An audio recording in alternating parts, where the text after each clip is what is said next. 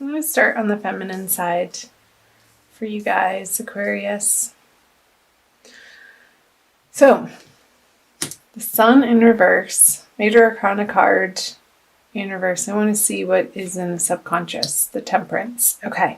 I also want to see the masculine. I don't usually do this. The Devil. Wow, all Major Arcana cards. And the Seven of Pentacles. So, feminine Aquarius. Feminine, feminine, feminine. We zoom in on that. How are you not feeling light and free in your body, in your experience, in your life in March? I'm recording this on March 14th. It's a little late. I apologize. So I want to say by the full moon, this energy is going to flip. However, let's read it in reverse right now, since that's how it came out. I feel like the feminine Aquarius energies are dealing with the past and not allowing themselves fully to be immersed in the present because it's colored. This card is very colored too, by what's behind them, and the sunflowers are behind them. And I never noticed the little green leaves, and they look a little withered. So by focusing on the past, feminine, in disappointments and loss in love, your heart is going to feel withered in doing so. You won't be able to feel like you can raise your flag and wave it around in exultation and exclamation of joy in your life if you're residing in some type of regret over the past. I feel like the subconscious, below the surface energies, though, are supporting you in helping you come to realize that this is going on and bringing you back into your full glory and full embodiment throughout the next couple of weeks towards the full moon, I want to say, to bring you back into balance and to bring you back into residing in the knowledge that you are a divine being of light and that at your essence is truly who you are, but you may not be feeling it in the middle of the month, Aquarius feminine, for whatever reason. I mean, everybody's situation is different because we're all individuals, so however that's resonating for you. So there'll be more information up here. Let's move over to the masculine with the Devil. It could be, now that I'm looking at both sides, the feminine is in this energy of regret because the masculine is over here sort of steeped in his own attachments and desires and mire and a little bit of darkness, and that's affecting the feminine from feeling like she can shine, because feminine, you're letting it. Nobody has control over you but you. However, certain relationships and people in our lives can hold sway and can pull on our heartstrings in a way that feels like it is out of our control, but that's just an illusion. That is not the truth at all. And so the masculine here, dealing with maybe some form of jealousy or addiction or attachment in his life. And again, I say his, him, he for masculine, and she, her, whatever for feminine. But we all, I'll reiterate this again. I say it in all my videos, or I try to. We all have both masculine and feminine. So you could be a female that relates more to masculine energy this month, and it could flip-flop, or just in general in your life. I feel like he's distracted from the feminine in this internal experience that isn't necessarily so pleasant, but necessary, because there's this underlying desire to move in a better direction. And feeling like he has to make a choice, but that none of the choices are really lighting his fire up. It's just sort of a ho-hum energy. Been there, done that. Well, what's next? And masculine, I feel like you're, in order to move through that ho-hum energy, to step into a form of gratitude and appreciation for immediately what's in front of you, and things all of a sudden, you could be sitting in the same chair and the next breath feel like everything is completely in hypercolor when before it felt black and white. That's up to you. We're in control of our experience, and what we see in front of us is completely based on our belief system. So I feel like masculine, you're undergoing this transformational process that's necessary in March around the new moon, of coming to really appreciate what is in your life, instead of maybe there was a little bit of an element of taking it for granted, and understanding the specialness in something that perhaps has been around a while, and renewing that vigor and renewing that passion for life in a holistic way, not in a needy way, or not in trying to fix something. And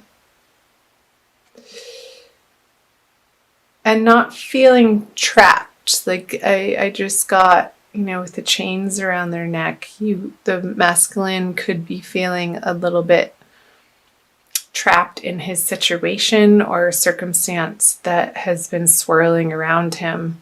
And he's trying to understand what the next best move is for the highest good of all. But he's so heavily being influenced by his belief system that needs to be illuminated, and take the time for it to be illuminated.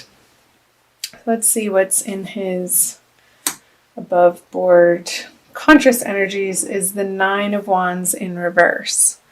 So the masculine is feeling a little weary, and that whatever is in front of him that he's presented with, he just doesn't have the muster to be able to fight for it at this time in the outer world. And I'm wondering if it has to do with the feminine, because he's looking in her direction. I want to see what her conscious energies are. So the 6 of Wands. I feel like the feminine has her own thing going on, Aquarius, to the point where she's deciding now to move through this upside down sun energy. Like, okay, well, the masculine's over there sort of steeped in a little bit of negativity right now. And it's not permanent. It doesn't feel like a permanent energy at all, but something that he's moving through. She's going to focus on the areas of life that feel like are successful and are working, and keeping on the track of those areas of life to build the momentum so that she can feel happy in her heart, regardless of what he's doing over here, meddling through some muck.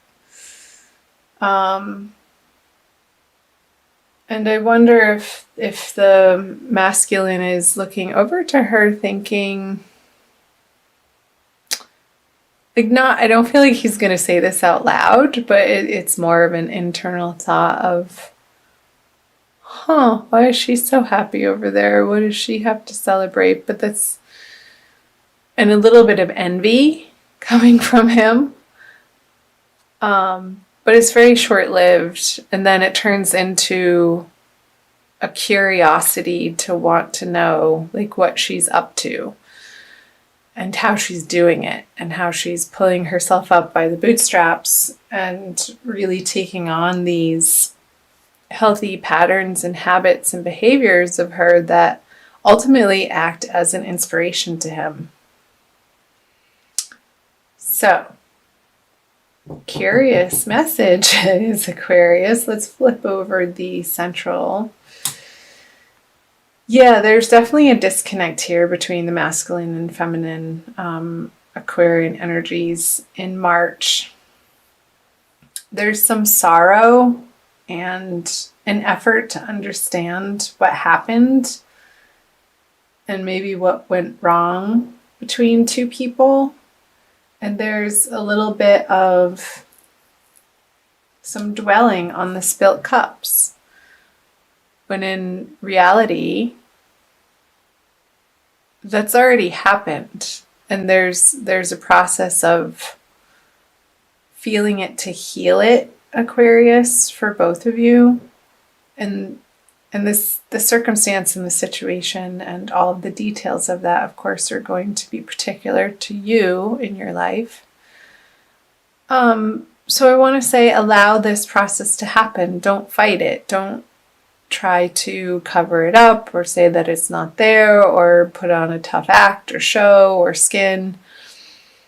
Really let yourself feel the sorrow or the loss or the grief in the situation and honor that. Honor that that is something that you're going through right now and it's not going to last forever.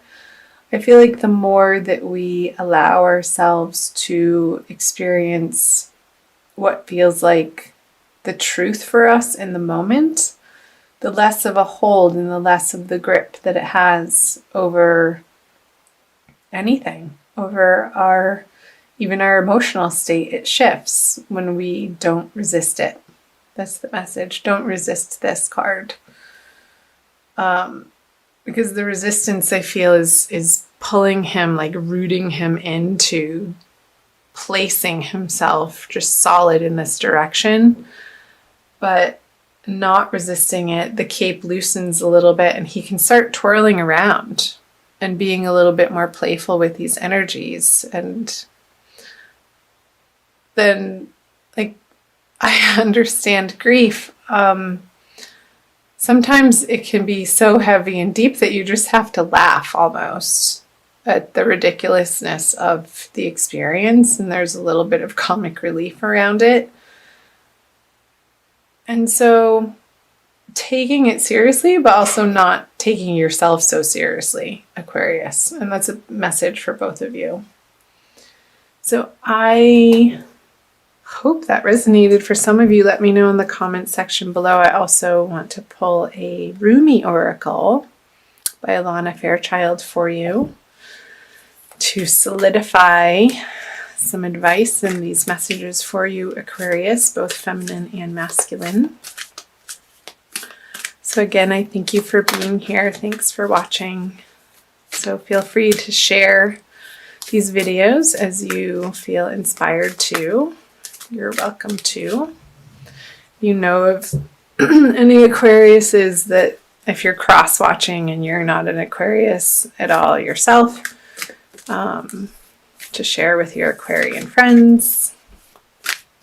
You can also find me on Facebook and Instagram. The links are below in the description box. I always fail to mention that, but as I'm shuffling, I wanted to let you know that. Arise. Yes, number 13. Such beautiful artwork. The distinction and the melding of the light and the dark, they both exist in this card. And the figure in it down here reminds me of the Five of Cups in the center of your reading and how your guardian angels are watching over this process for you, Aquarius. So I will read to you the poem from the book. 13. Okay. Wings of hope languish from lack of use. When wings dissipate and weaken, life begins to lose its value.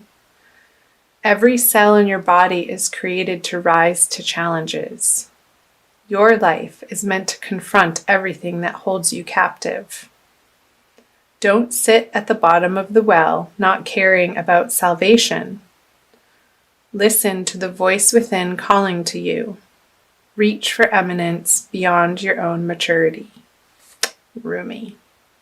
How perfect. This so reiterates and affirms this message of what was coming through in the tarot, you guys, about don't languish in this sorrow alone.